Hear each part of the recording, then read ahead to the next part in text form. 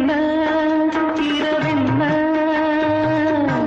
நாம் காண வேண்டும் மதனோற்சவம்.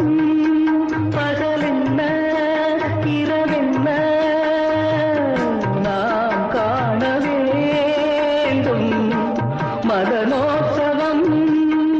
அதுதானே இதழ் பேசும் மணிமந்திரம்.